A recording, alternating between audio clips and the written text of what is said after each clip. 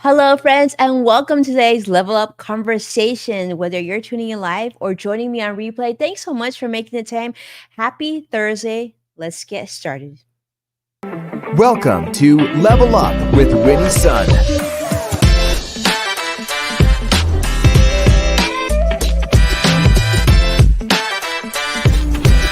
Award-winning financial pro. Get ready. Level Up with Winnie's son. Hello, friends. Happy Thursday. Can you believe it's almost the end of the week? Welcome to the show. I'm Winnie, your host, an award winning financial pro, a Forbes contributor, and a CNBC council member and contributor. And I'm grateful to have you join me here live. Let's just jump in and let you know how the market is doing. Unfortunately, kind of red across the board. Currently, not the best financial market day, but currently the Dow is down 184 points. Nasdaq's also down 264 points. That's got to hurt.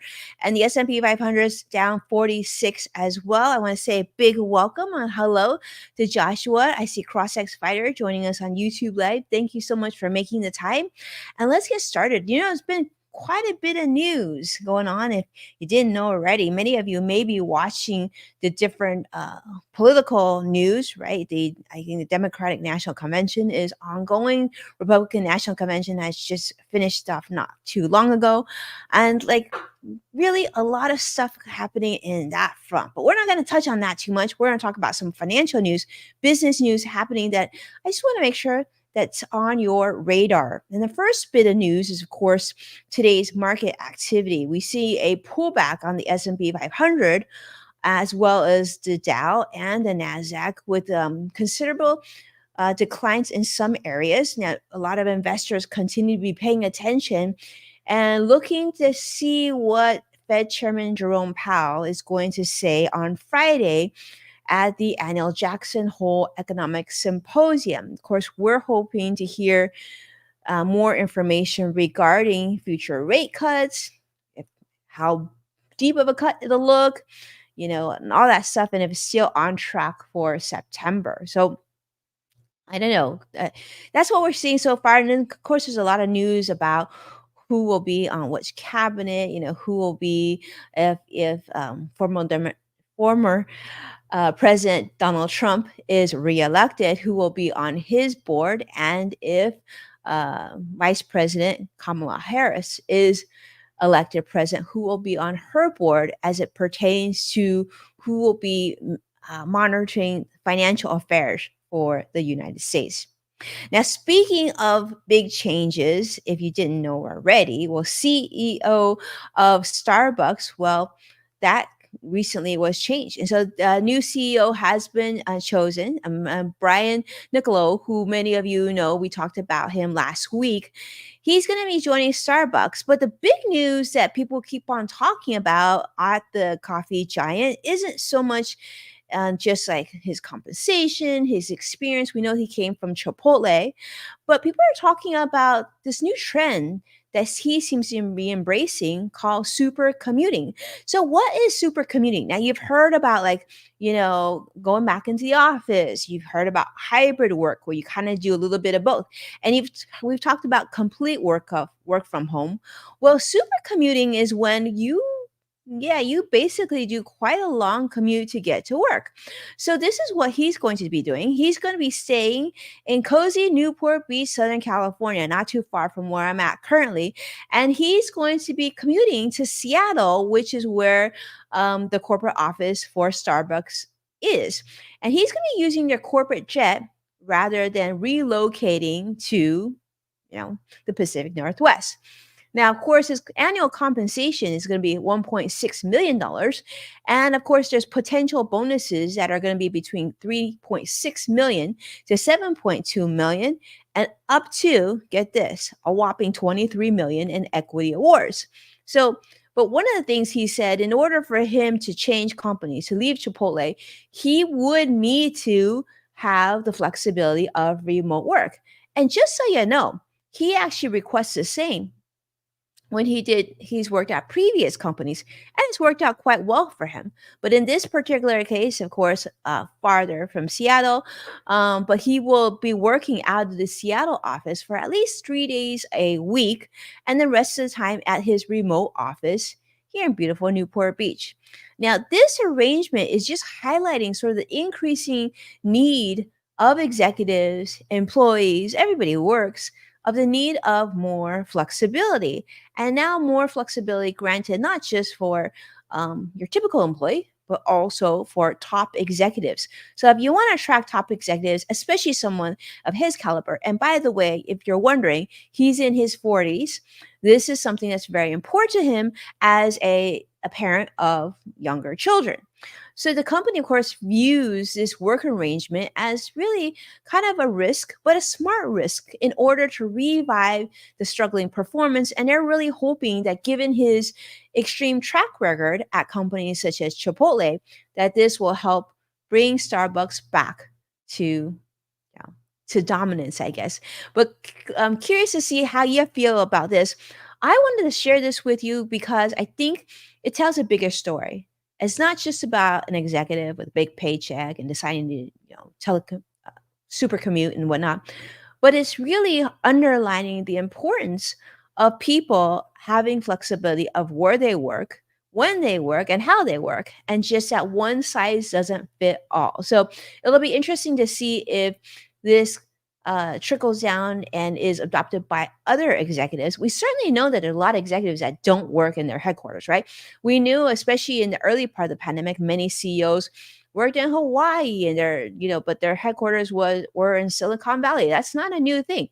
But will this be bigger, especially with the coming of AI, where you really do have geography independence? So, curious to see how you feel about that. Definitely should tell me in comments. You like it? You think that this is going to make impact? But then, I guess the flip side is it really efficient to be using a corporate jet 3 days a week? I mean, for 3 days a week in the corporate office. You will have to decide on that. All right. Speaking of other things to decide on, and I wanted to share this story with you. I think it's an important one because we have a lot of you joining us where you might be in college, or you might have somebody in your household leaving for college, or who's about to leave college, or has already left for college.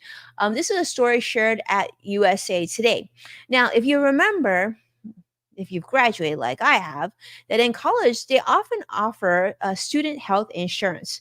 But I wanted to talk about this because in this article, and I think it's an important one, many colleges actually automatically enroll students when they start school into their student health insurance plans, which they call SHIPS, SHIPS.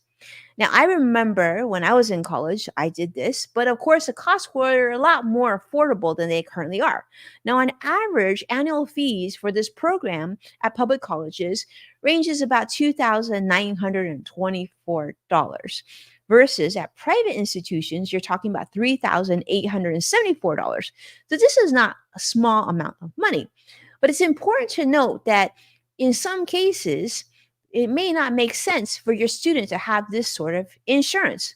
Now, for students who are already covered under comprehensive family health insurance, maybe you already have health insurance at home, well, these ships may be unnecessary and they could just duplicate coverage.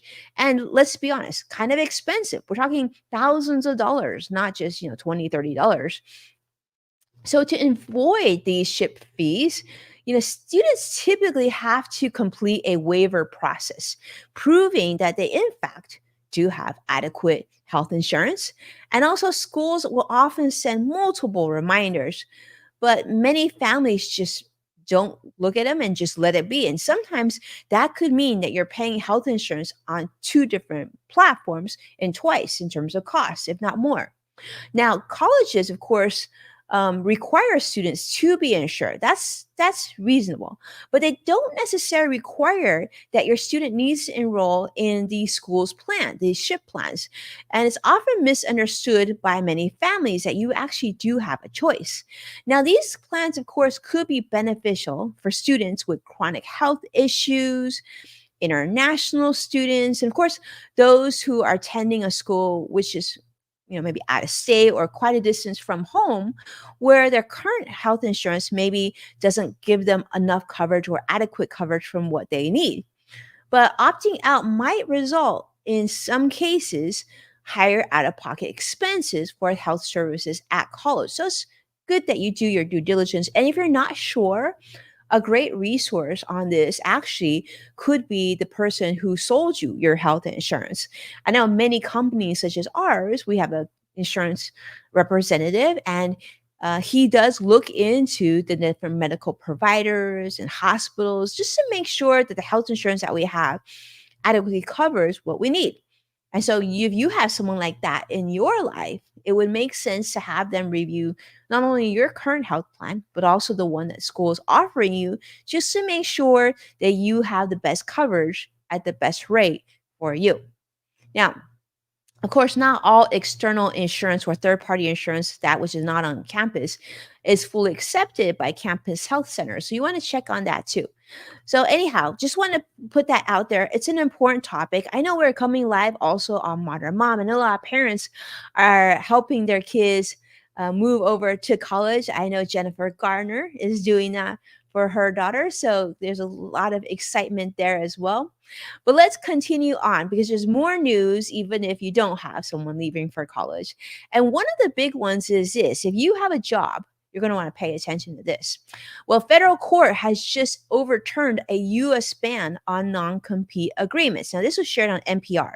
Now, a Texas federal court ruled against the Federal Trade Commission, or the FTC, ban on non-compete agreements, which was set to take effect actually just next month on September 4th.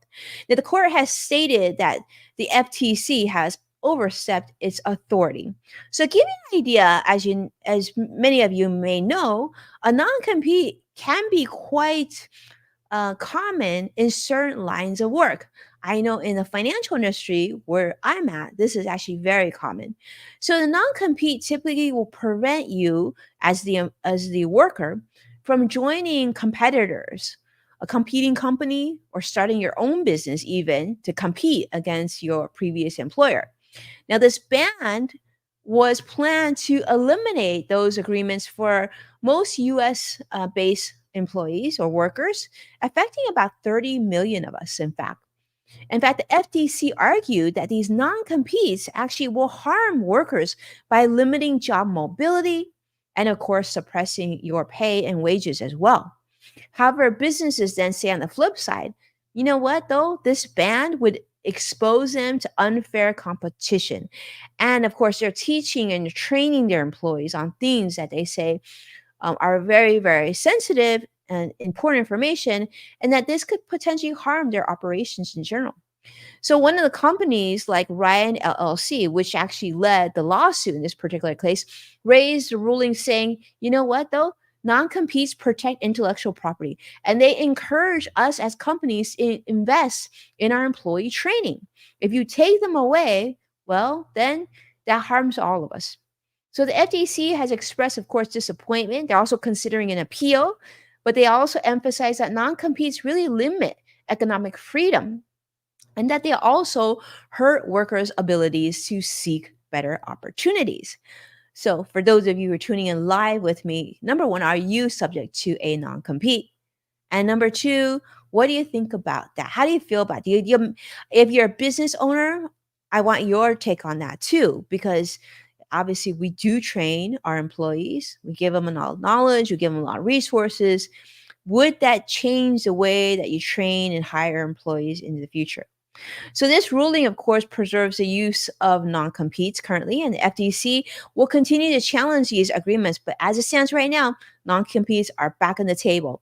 So the broader debate, of course, is over whether non-competes and workers' rights, what that's going to look like in the future. We don't know, but currently, non-competes are back. All right, speaking of things that are changing, this one, I got two more stories that I want to share with you. A great way to end sort of a business week, right? Chick-fil-A is revealing their brand new, get this, two-story drive-through. And this is going to be happening in Georgia. So this is shared by Axios and Thomas Wheatley's article talking about Chick-fil-A introducing the first ever elevated drive-through.